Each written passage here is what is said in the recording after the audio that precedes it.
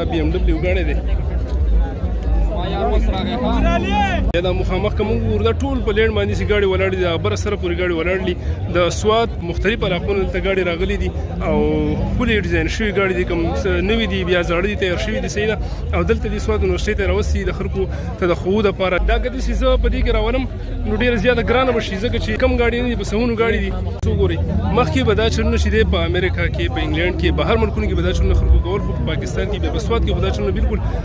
خلکو نه خو خول او کېدل بم نه مختلف قسم کوم بایکونو چې هغه خلکو جوړ کړی دي دلته موږ دې بایک ته وګورو په دې باندې لپاسه د هیلمټ پروف دی بیا په دې باندې د GoPro کوم کیمرا چې دا هم پرته ده د دې نه دا معلومیږي چې دا بایک ول چې دی غرونو ته ایډونچر کوم پروګرامونه چې هغه جوړي ځکه چې GoPro کیمرې په